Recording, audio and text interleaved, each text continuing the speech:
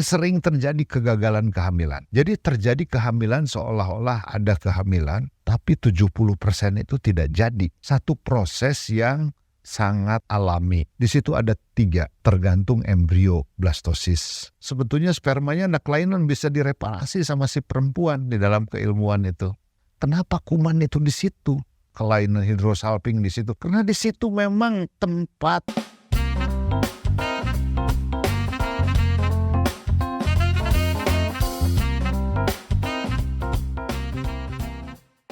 Assalamualaikum warahmatullahi wabarakatuh, pemirsa yang budiman.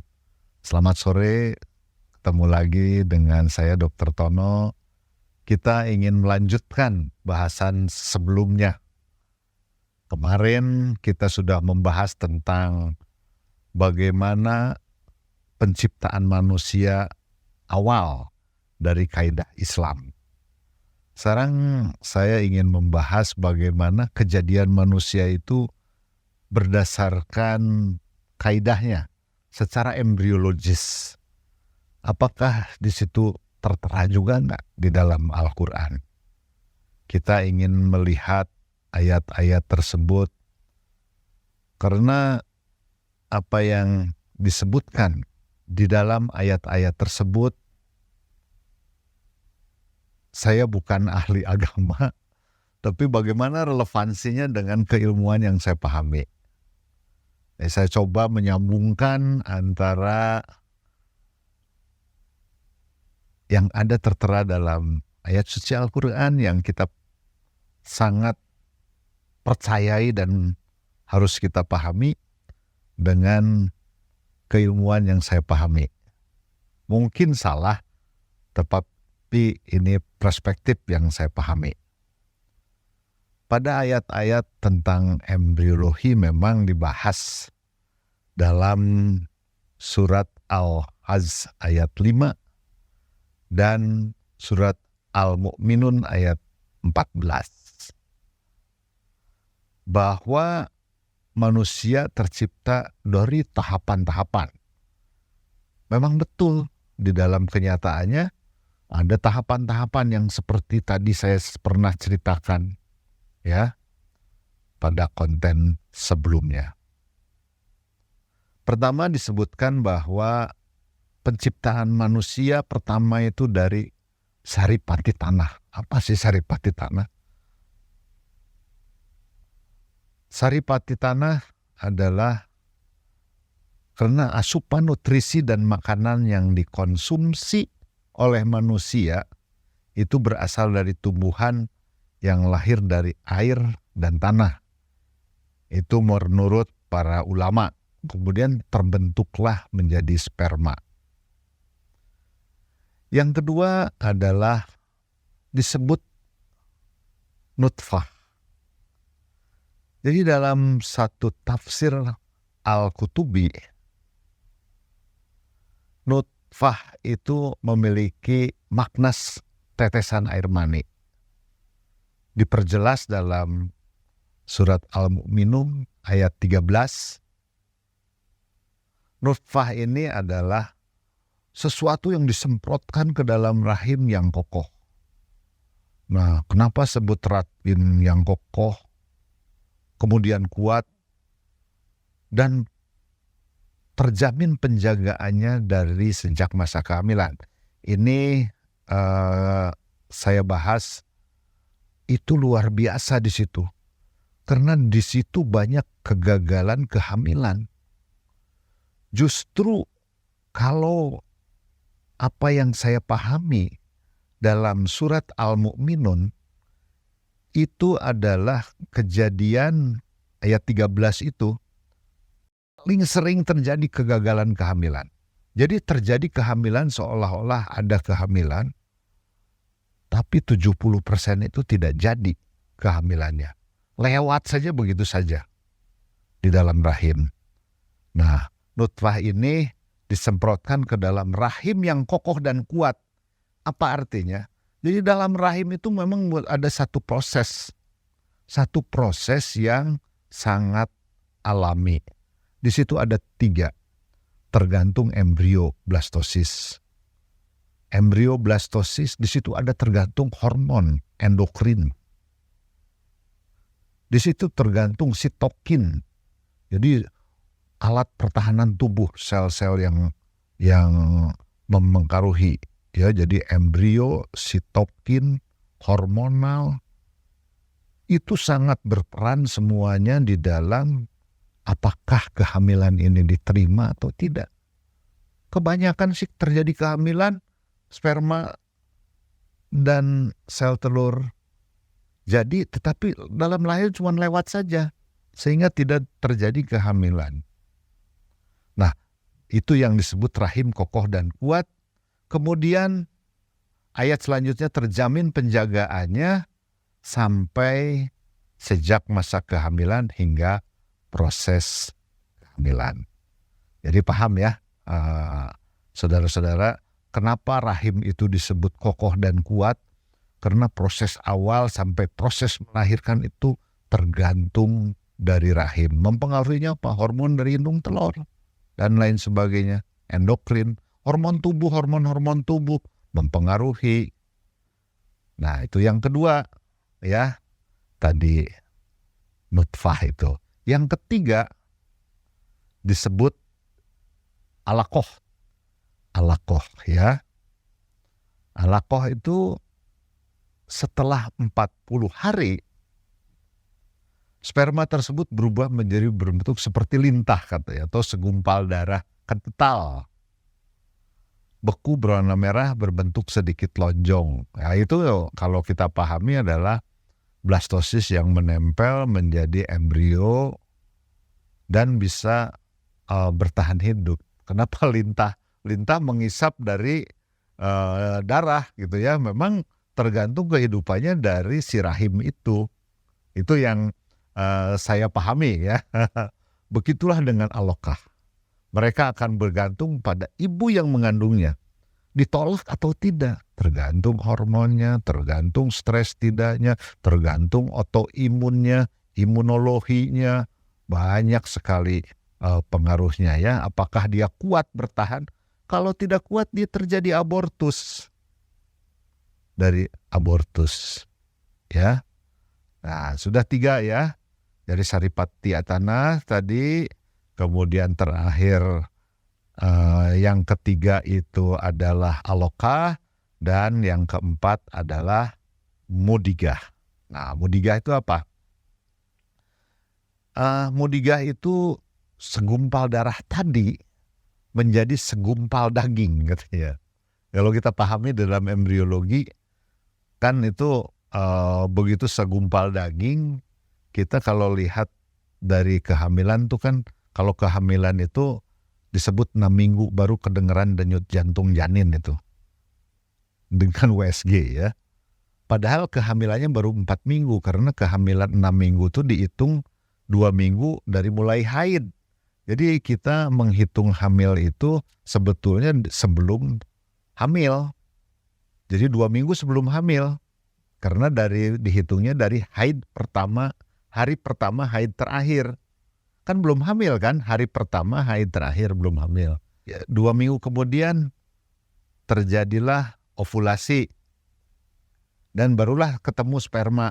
Itu mulai hamil, jadi 2 minggu. Artinya tadi mudigah itu mulai terbentuk embrio dari segumpal darah menjadi segumpal daging, membentuk seperti kunyahan atau gigitan atau sepotong daging yang dikunyah. Pada proses pembentukan manusia berlangsung.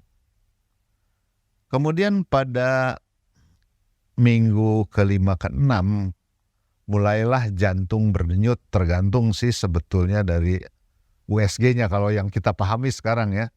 Orang-orang yang bayi tabung atau orang yang hamil, saya sering posting di Instagram tuh, begitu wah, jeduk, jeduk, jeduk, baru kalau jeduk, jeduk, jeduk, itu denyut jantung. Itu biasanya minggu ke-6.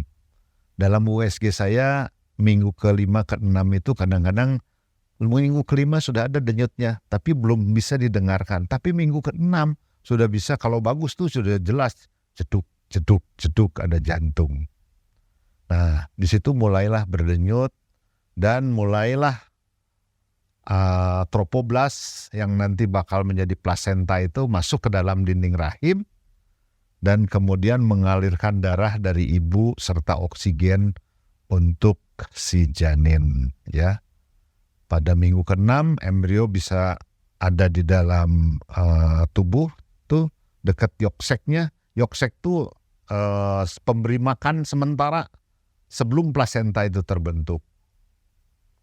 Namun belum berdampak, cuman hanya titik aja. Kadang-kadang cuman berapa mili gitu ya. Dan dihitung nanti hitungannya itu berapa minggu, 6 minggu gitu ya. Nah mulailah membentuk sebetulnya organ mulai terbentuk ya.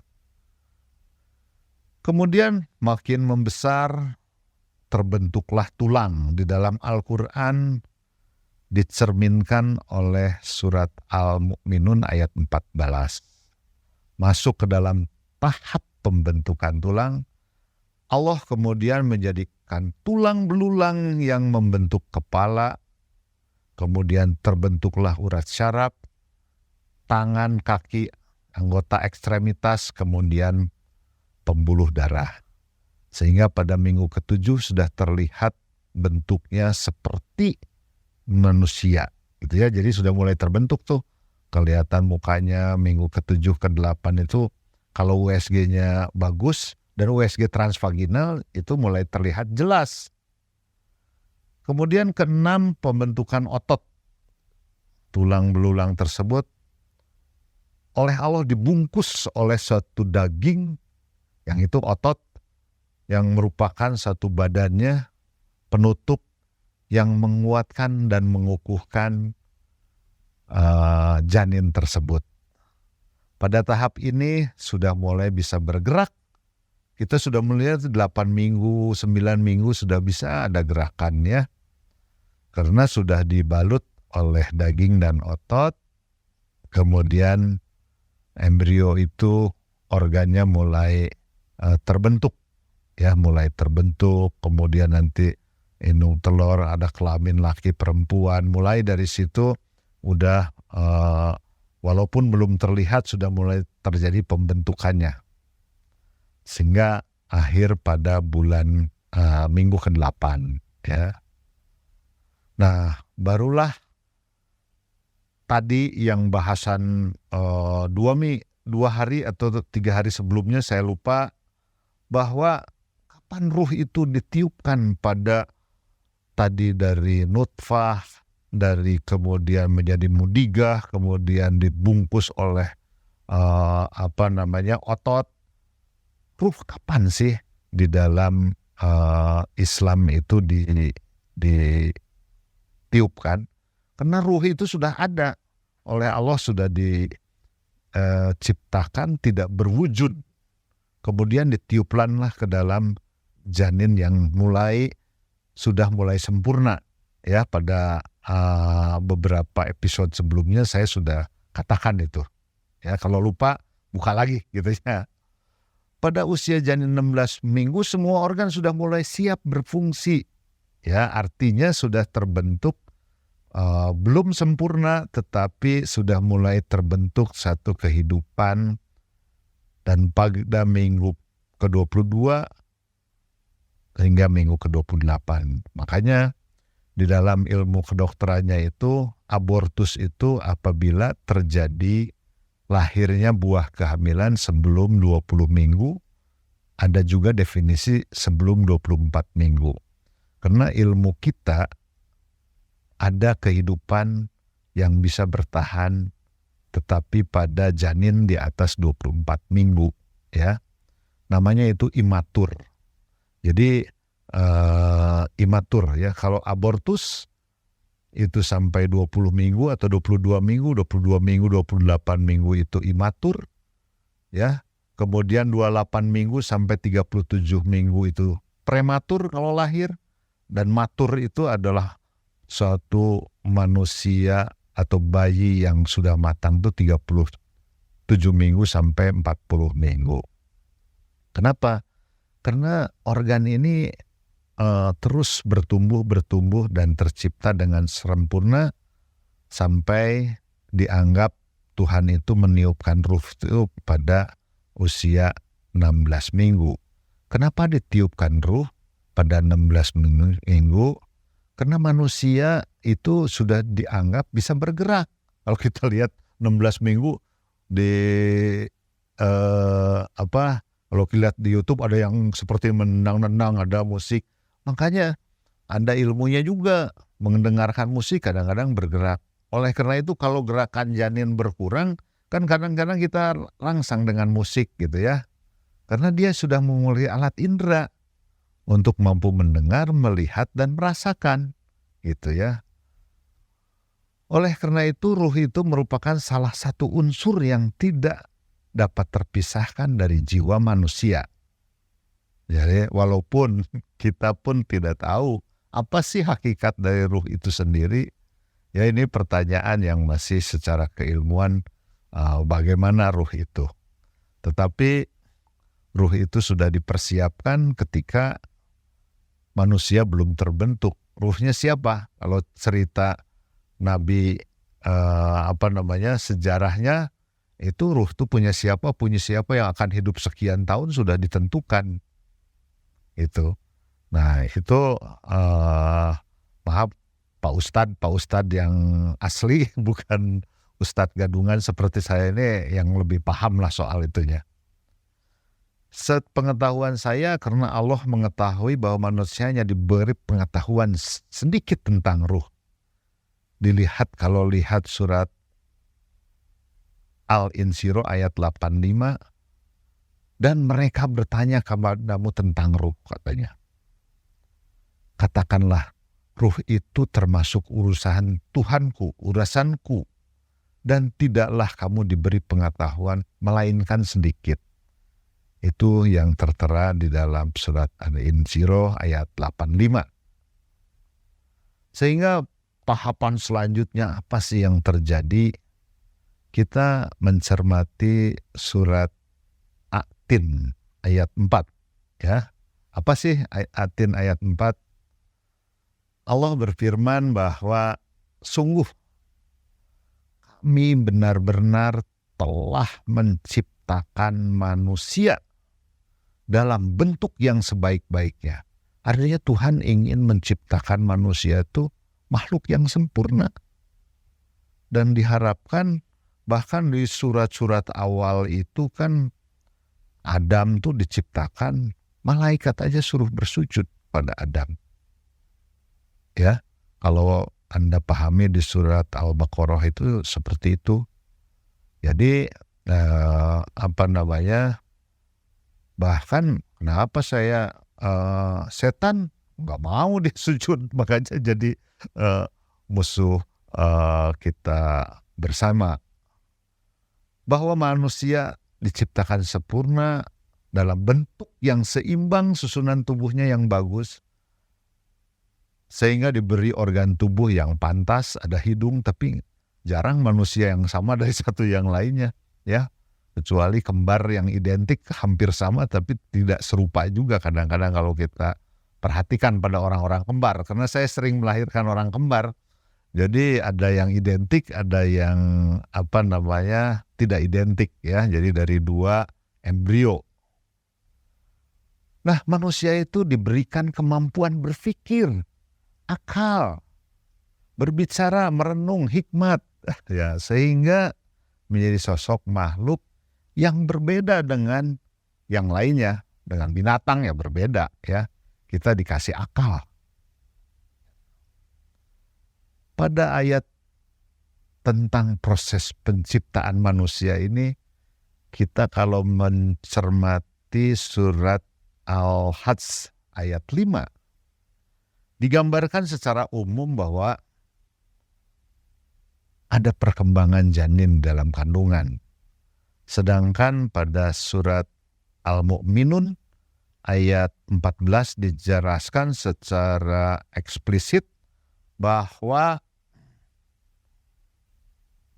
Al-Quran secara tidak langsung ingin menyampaikan pesan kepada umat manusia, khususnya kepada umat Islam, bahwa di dalam Al-Quran ingin memberikan gambaran tentang proses perkembangan manusia sejak dalam kandungan hingga bisa dijadikan sebagai pembelajaran oleh kita akan kekuasaan Allah. Jadi itu prosesnya luar biasa, karena ketika ada gangguan dalam keilmuan saya, tubanya saja terganggu, dia buntu karena infeksi di saluran tubanya itu, ya bisa terjadi sulit punya anak.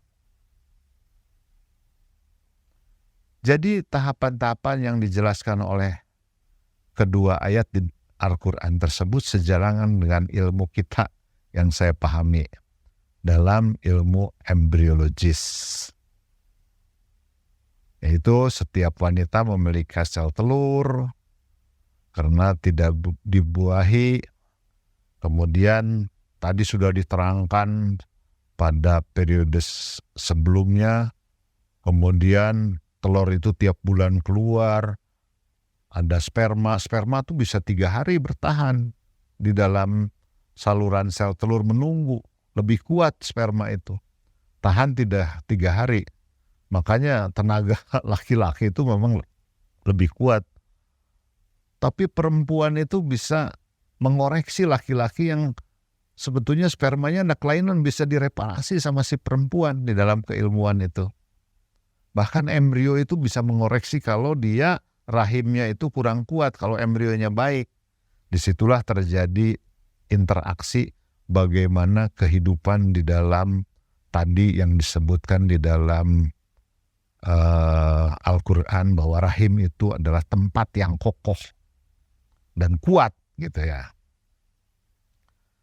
Namun laki-laki ketika dengan perempuan bersenggama keluarlah sperma. Jadi nih kalau dalam orang-orang yang infertil kita pahami ya, kalau setelah berhubungan bener nggak sih harus posisinya diangkat kakinya ke atas supaya spermanya nggak tumpah? Itu salah ya, jadi salah. Betul, di dalam keilmuan bukti sudah membuktikan bahwa setelah berhubungan itu dianjurkan 10 menit, itu pun dalam inseminasi. Tetapi di dalam kenyataannya sperma itu begitu, kan ada lendir rahim tuh kalau subur, lendir rahim dalam subur. Kalau dia subur, sperma itu dalam hitungan menit udah masuk itu, lari. Hanya sperma yang Superman, Spiderman, ya kayak punya Obay itu langsung lari dia melalui lendir serviks itu, jalannya itu jalannya ya, dan sudah menunggu di dalam tuba Fallopian. Yang saya katakan sebelumnya di situ adalah ada satu daerah yang disebut ampula tuba yang mengandung cairan banyak sekali faktor pertumbuhan. Nah, di sini dalam segi penyakit, kenapa kuman itu di situ? Kenapa kelainan TBC di situ? Kelainan hidrosalping di situ? Karena di situ memang tempat yang media yang baik, tumbuh yang baik untuk apapun. Karena dia tumbuh embrio di situ. Nah, disitulah akan tumbuh yang namanya janin, embrio. Kuman pun nyaman di situ. Sehingga di situ tempat yang paling sering sakit karena infeksi. Nah, situlah ada hidrosalping. Jadi kalau Anda hidrosalping, yaitu kumannya doyan hidup di situ, berkembang biak di situ. Nah, kenapa hidrosalping itu jadi racun? Karena kuman hidup di situ meracuni balik ke dalam rahim, sehingga harus dipotong. Ya, jadi saudara-saudara, sahabat Dr. Tono, kita sudah membahas tadi dari 2 episode ini kejadian manusia, dan kita pahami bahwa itulah relevansinya yang ada dalam ayat suci Al-Quran. Tentu pemahaman saya tidak baik, tetapi saya suka mencoba membaca-baca, melihat-lihat dari artinya dari Al-Quran itu, kemudian lihat tafsirnya. Belum tentu saya benar, mohon dikoreksi apabila salah, tetapi saya membahas perspektif keilmuan saya, bagaimana perkembangan janin, perkembangan embrio di dalam tubuh perempuan. Disitulah kita harus bersyukur, dan apa yang paling baik dari seorang anak itu adalah anak yang berbakti pada orang tuanya. Kepada siapa yang utama? Kepada ibu. Makanya di dalam hadis itu diceritakan bahwa 3 kali ibu disebut ketika seseorang bertanya kepada Rasulullah. Baru ayah. Jadi orang tua patut dihormati oleh kita karena dialah yang menjadikan kita ada. Apa sih durhaka yang paling besar? Durhaka terhadap orang tua. Dan apa yang kita bisa baktikan? Saya ini sudah yatim piatu, jadi mungkin hanya doa anak yang soleh yang kita bisa kirimkan setiap saat untuk orang tua kita yang sudah mendahului kita. Oleh karena itu, sebelum meninggalkan sajadah, kita ada tagline, jangan tinggalkan sajadah sebelum Anda mendoakan kedua orang tua. Terima kasih. Wassalamualaikum warahmatullahi wabarakatuh.